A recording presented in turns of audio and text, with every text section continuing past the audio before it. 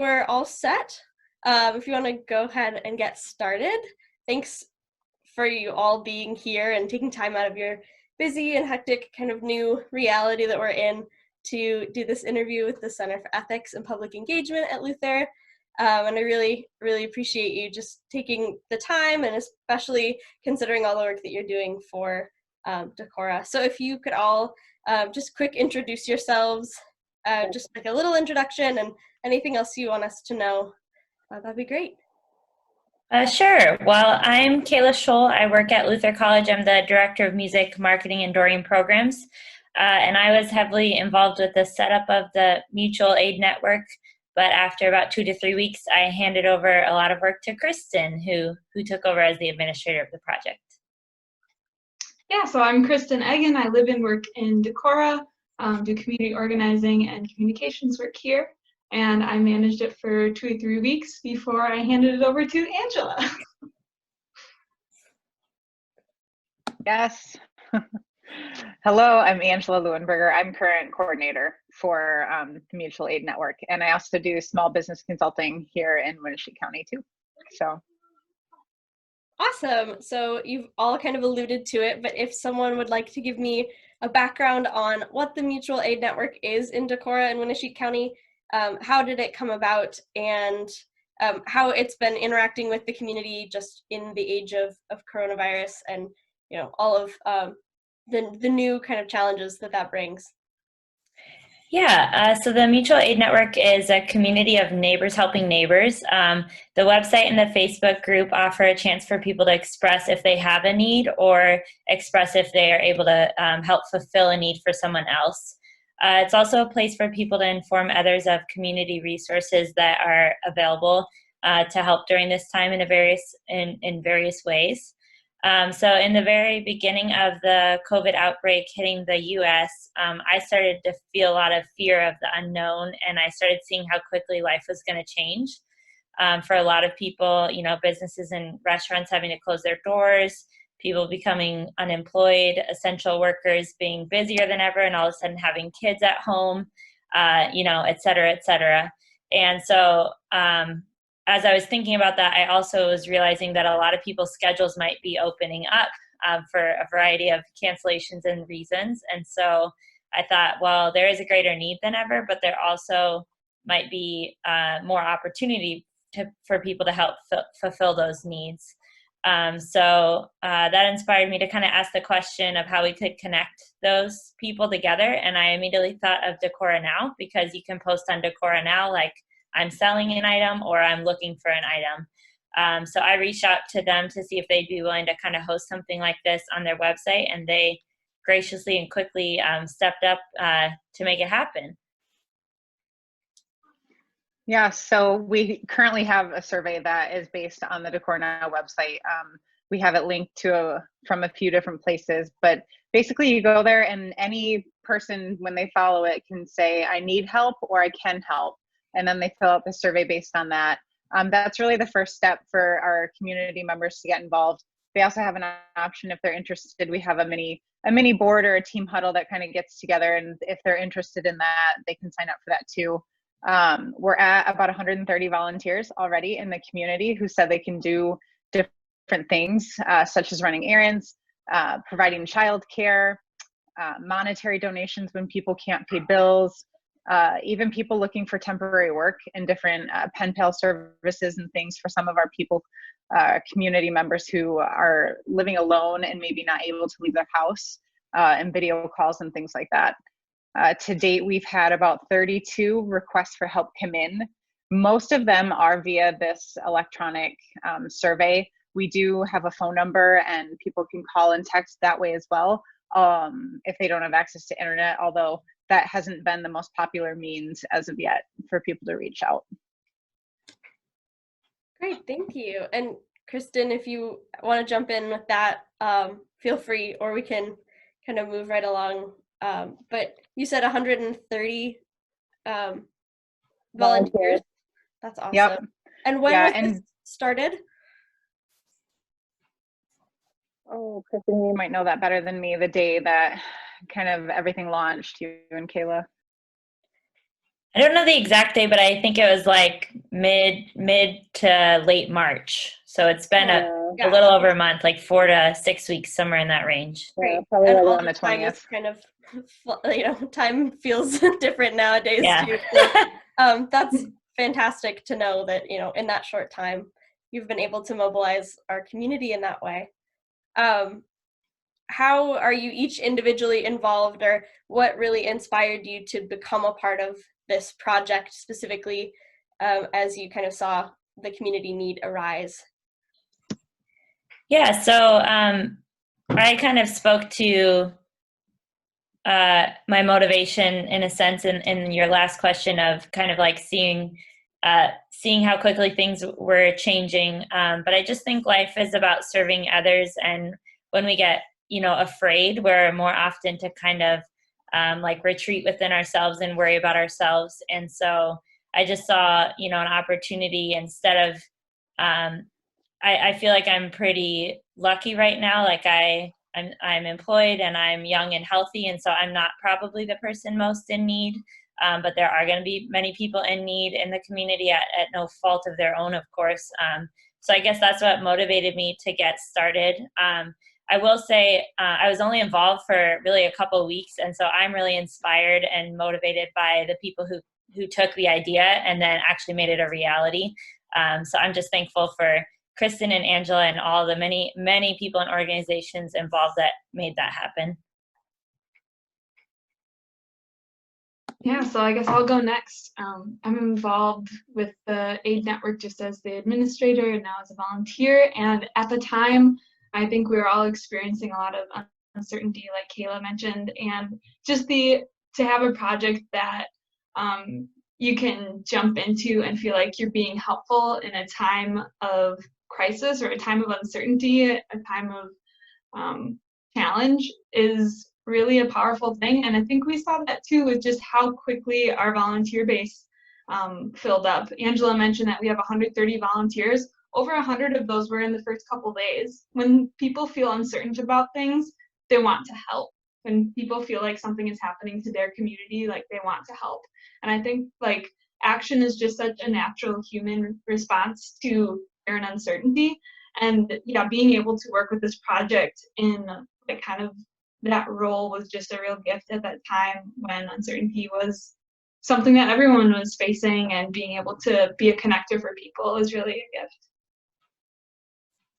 Yeah, I've always been passionate about helping others and trying to make connections in our community, and it's been one of the coolest things to take over as coordinator and see how many people are passionate about helping, and businesses.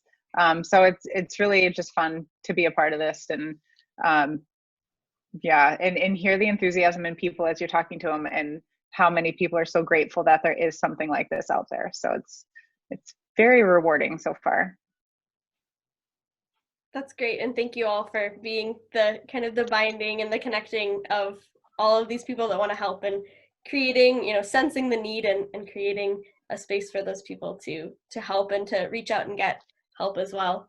Have you had examples of like surprising moments of community resilience that you can remember from the last few weeks as this project has been unfolding, between neighbors to neighbors or communities like at large, kind of responding in a way to COVID and the coronavirus, that's maybe a little bit different than what we see every day on the news?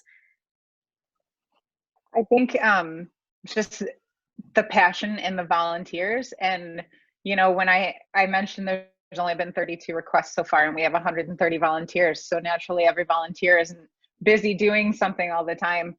The amount of volunteers that reach out and say, hey, next time you have a request, please contact me directly. I want to do this, I want to help. I get that a lot. A lot of people are reaching out saying, I can do this, let me, I missed this opportunity, let me do the next one. That, and also the community face masks have been a really big thing. Some of it started with this network and the different seamstress unions that were built, and the community masks are actually by my house. So my family is helping to keep tabs on it and keep it stocked. But the community members that are making masks and people coming to get them.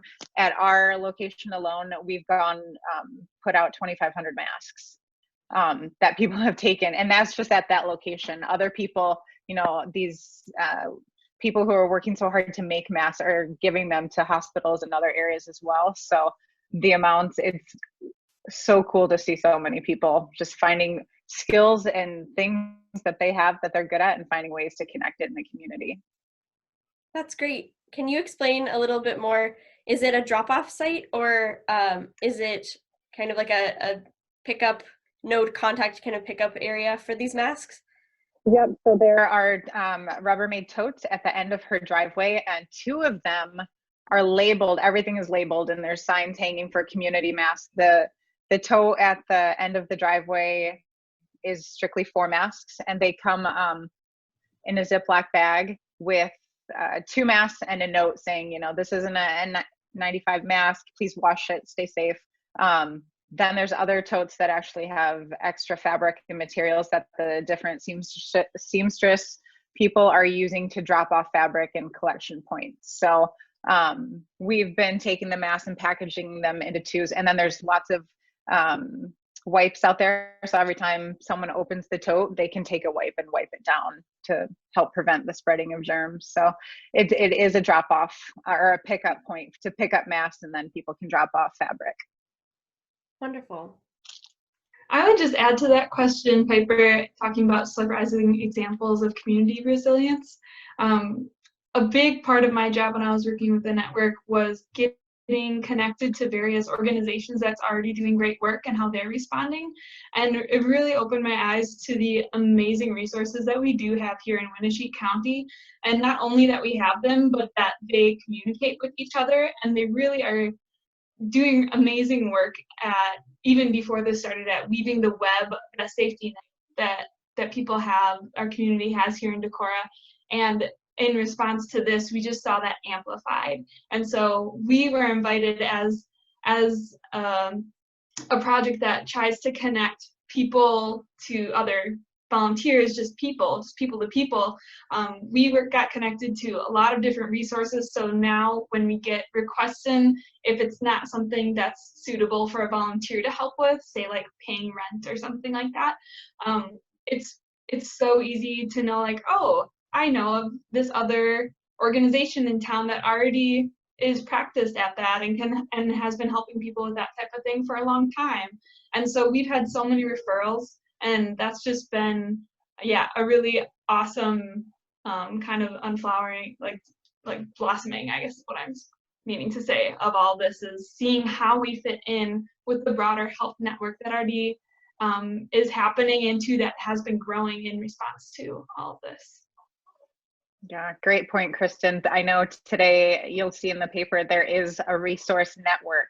A lot of those resources that we've built and created and with different ways that can help, you'll see them linked with phone numbers and how they can help, all tied back to the mutual aid network with our phone number too. So it's super cool to see it happen.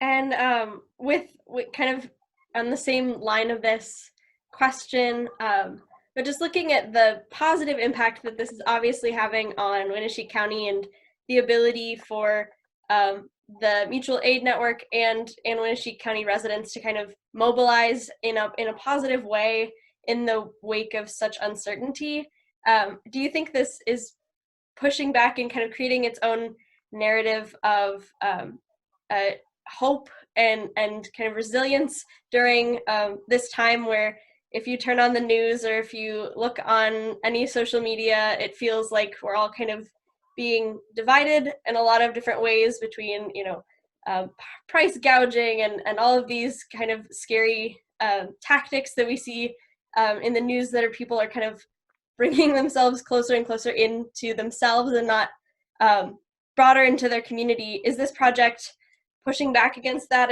and in what ways can we take that resilience and that positivity that you're sowing in the Winneshiek County forward after life, living with COVID-19?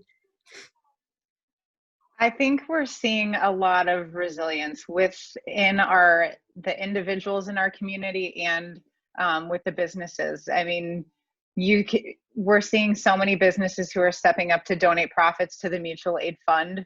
A lot of those, that fund will help support some of the things Kristen mentioned, people through Northeast Iowa Community Action who maybe can't pay their bills or need help with rent, different things connecting to the food drive. A lot of these local businesses are doing different fundraisers. We had a pancake breakfast. Some other places are creating shirts, you know, we stand strong together, and proceeds are going towards this fund. So you're seeing businesses pull in when, you know, they're suffering right now too, and individuals stepping up to make these purchases, you know, doing curbside pickup of food. I feel like if anything, we are coming together more, and it's just going to make this community stronger. I feel like some of the negative things, especially for being a political year, we have seen, you know, so much resilience in this community and people coming forth and helping each other, and not always what you're seeing on the news. So it's been refreshing. Yeah, that's really refreshing, especially not being able to be in Decorah right now. I'm back not in my Luther home. It's been nice to hear and see kind of the resilience from, you know, things like trivia nights and things like that Decorah still keeps fighting and keeps doing what Decorah does best, is like creating community regardless of the circumstances, which is just really beautiful for our Winneshiek County, and we're really lucky for that. I would add to that question, yeah. Piper, that like I think we've really seen a lot of people share what they have an abundance of in this time, and an abundance doesn't always mean wealth. It can mean just, I have an abundance of time now. I can go run errands for people.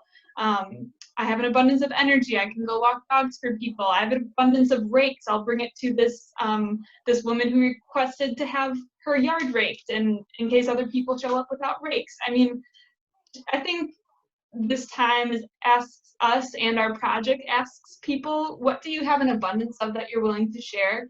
And that's just such a nice practice to be asked into. And also, and on the flip side of that, the practice of asking for what you need. And I think this is a project that encourages people to, it can be really hard to ask for what you need, especially if you're not typically someone who would have needs that you'd have to ask something for. And I think this is a project that is introducing that practice again in our community in a different way, and that both of those things help build community overall. Absolutely. Thank you, Kristen. And thank you, Angela. And kind of moving with that question, and maybe Kayla can speak to this too, as being part of the beginnings of this mutual aid network. How can other communities, you know, is there any advice, or how can other communities look to the mutual aid network in Decorah and try to emulate that in their own communities to build resilience? Yeah, that's a great question. I would say what I learned right away is collaboration is key. As Kristen alluded to, you know, I asked the question, like, how can we help? And there were hundreds of other people already asking that question, and dozens of other organizations and churches asking that question. So collaboration from the very beginning was what really impressed me with this project. How many people jumped in the pool to help, and how many people were asking really great questions. We had a lot of organizations kind of joining together to make sure that we weren't duplicating efforts, you know, that we weren't offering something that was being offered somewhere else, and so that we could, so that our reach could be really wide and deep at the same time.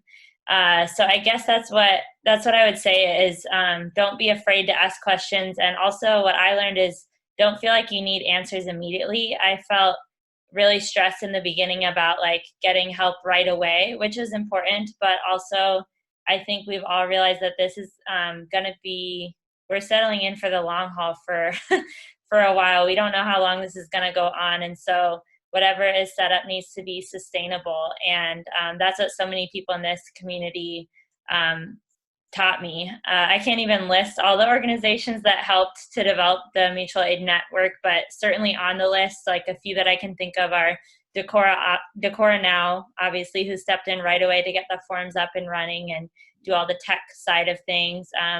The Decorah Food Pantry in the Kalmar Food Pantry, the Decorah Area Faith Coalition, all these churches coming together to help, Northeast Iowa Community Action, all of our restaurants in town and our grocery stores in town telling us what sort of services they're offering right now. Winnebago County Development and Tourism, City of Decorah, Public Health, Emergency Management, many more. The reason I list all those is I realized within a few days of starting this project how many organizations are already set up to help in different ways. And so the big need is connecting people to those organizations and to other humans who are just willing to step up and help.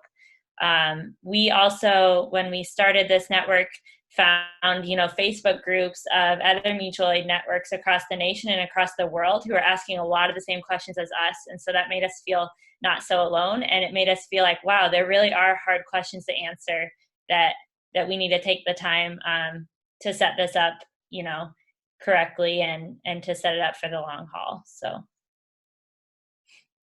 Absolutely. Yeah, I think I'd add just network, keep networking, keep communicating, keep talking. Even, if it feels slow, like, there's some days there's requests coming slow, keep networking, keep talking to people, and keep reminding people that you're there and try different things. Yeah, and I'd add for other folks starting networks that you can even start small in a block or a neighborhood and just start with we were lucky to have support to start on a countywide level, which is great, but aid can happen on a lot of different scales, and if your capacity is small, then start there, and if things work, then it'll grow organically to serve the need that's out there. Wonderful. Thank you so much for offering your advice, and hopefully we see more of this popping up across the state. As Kayla mentioned, we're probably in this for the long haul, and help is something I think we all need a little bit of in any kind of way we can get it right now. But specifically looking at Decorah and Winnebago County, for folks that are watching this that want to get involved, are there some key ways to get involved? Are there key areas of need? Different things like that you could maybe point them to, or resources on your website that you could point them to as well? Yeah, I would start by filling out the form on decorahnow.com, saying I can help or I need help, and it'll ask some specific questions and ways that they can help. So that's a great way to start. Also, there's a phone number. That phone number is 563-362-2288. Call or text, same thing. If I'll be answering that phone if someone wants to talk rather than fill out the form with help or ideas. We're more than willing to take those ideas. That's the easiest way to get in the funnel and get started on doing stuff. Great. And I think we will also post all of that on our Center for Ethics and Public Engagement page, and I'm sure it'll point us to your Facebook page as well. Is there a Facebook page? Or am I? There is a Facebook page. Okay, Yep, yeah. There's a Facebook group, and we share, community members are posting on there, and we're posting some stuff too of what's going on. So yeah, that's a great place to look. Great.